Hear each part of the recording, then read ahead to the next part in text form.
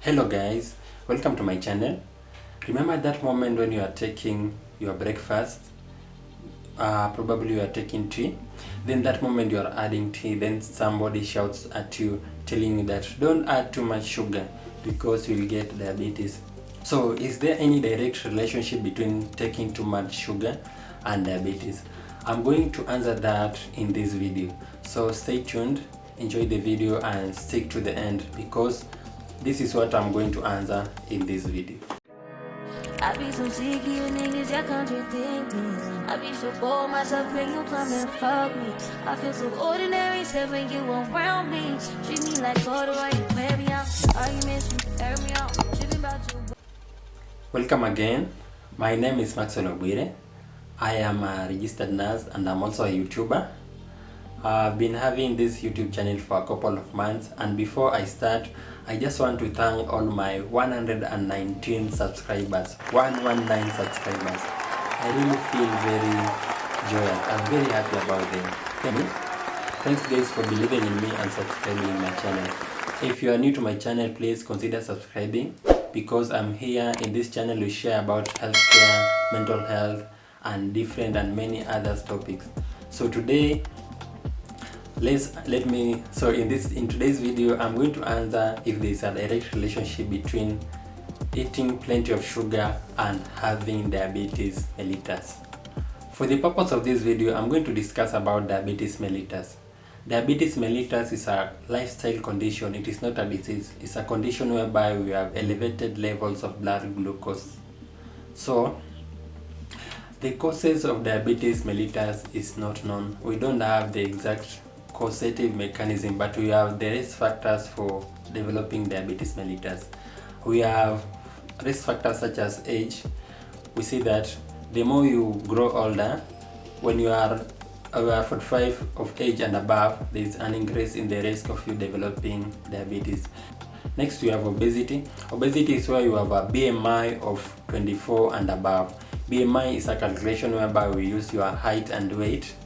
So when you have a BMI of 25 and above is whereby we classify you as being obese. Next we have genetics. Genetics is basically your family history. When your grandparent, your grandmother, your uncle or anybody in your family has diabetes, that is, you will also have a risk for developing diabetes mellitus. Diabetes mellitus is classified into three, whereby you have type 1 diabetes, also known as insulin dependent diabetes mellitus. We have type 2 diabetes mellitus, also known as non-insulin dependent diabetes mellitus, and we have gestational diabetes. The first classification of diabetes mellitus, we have type 1 diabetes mellitus. This is caused when there is a destruction in the pancreatic beta cells, which are responsible for production of insulin. Insulin is an hormone which regulates the levels of glucose in blood. So in the body, in the human body, we have hormones which are responsible in the balancing of the levels of blood glucose, levels. So we have insulin hormone. Insulin hormone is produced in the pancreatic cells. So insulin reduces the concentration of glucose in blood. So insulin works by stimulating the conversion of glucose to glycogen. It also stops the liver from releasing glucose in blood. It also acts on the body tissues to stimulate the uptake of glucose so that we have reduced levels of glucose in blood. This occurs through the autoimmune response. This is whereby the body antibodies, which are meant to fight diseases, starts fighting the body own cells. So when these antibodies destroy the beta cells, we will have less amount of glucose being produced, to the extent it might destroy the cells to the extent that there will be no insulin being produced. So when you don't have the right amount of insulin in blood, it means that the levels of glucose in blood will become elevated. The second type of diabetes mellitus is type 2 diabetes mellitus or non-insulin dependent diabetes mellitus. In this circumstance, we find that there is production of insulin, but the cells become resistant. The tissues of the body become resistant to insulin, in that there is decreased sensitivity of insulin to body cells. Yes, insulin is being produced, but the cells do not respond to the insulin being produced. So at first, there will be an increase in the production, the decrease in the resistance, the increase in the resistance of insulin will increase the demand for insulin. So in these circumstances, the cells, the pancreatic beta cells will increase the production of insulin in the body. So we'll have a high production of insulin in blood, but the insulin will not function because the sensitivity of the cells to insulin have reduced. Pancreatic beta cells will continue producing insulin to an elevated level, to the extent that it will reach a time whereby they will be overworked, whereby they can no longer produce the demand of insulin has increased to the levels that the cells cannot produce the insulin being required.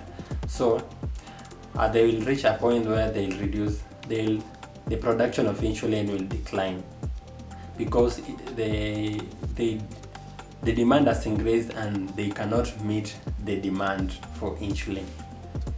So there will be an elevated in blood levels of glucose because the tissues do not absorb the glucose in blood, and also the liver will continue releasing glucose in blood.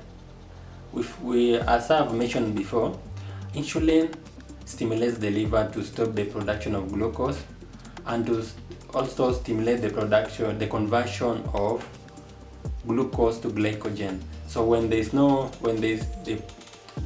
cells cannot initiate the process, it means that there will be high production of insulin, but there will be high levels of glucose in blood. So the other type of diabetes mellitus is gestational diabetes mellitus. This occurs to pregnant mothers. When you are pregnant, the placental cells produce hormones, and these hormones are the ones which cause the resistance of tissues to insulin. So because of that, there will be elevated levels of glucose during that pregnancy. But when you have gestational diabetes mellitus, there's no need for you to worry, because the moment when you deliver the child, there will be no longer the production of the placental hormone. So the gestational diabetes mellitus is always resolved after childbirth. So when you have that one, there's no need for you to worry. So after discussing the three types of diabetes mellitus, let me now go back to my question. Can you get diabetes mellitus when you consume too much sugar? When you eat sugar, will you get diabetes mellitus? In a normal functioning body, when you have normal functioning organs, when you take excess sugar, that sugar will be absorbed into the blood, whereby it is broken down to glucose.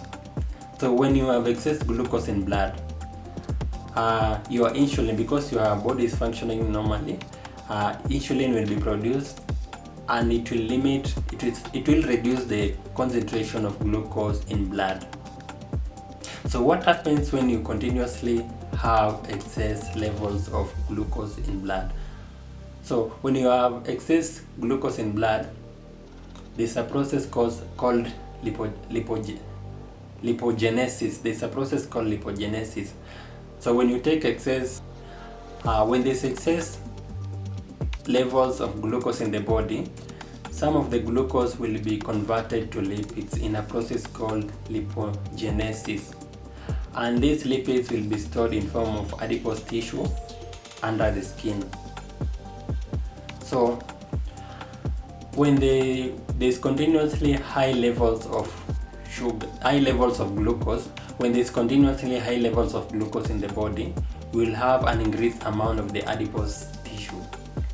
So when you have an increased amount of the adipose tissue, that is when you will become obese. So to answer the question, if there is a direct relationship between sugar and diabetes, the answer is no.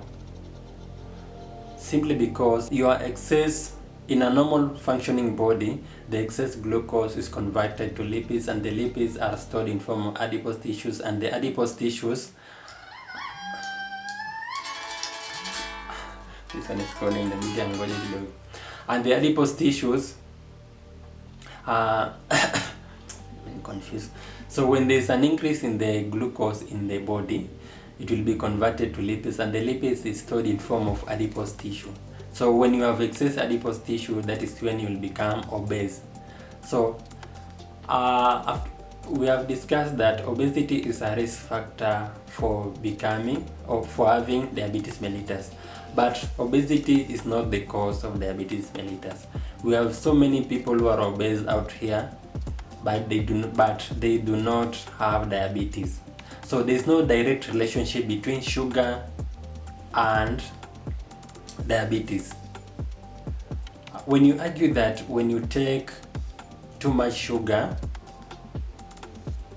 you can get diabetes, it also means taking too much ugali or taking too much bread will cause diabetes mellitus. This is because all forms of carbohydrates, be it ugali, sorghum, bread, chapati, all forms of carbohydrates are always broken down to glucose. So glucose is not only derived from sugar. I hope you have understood that.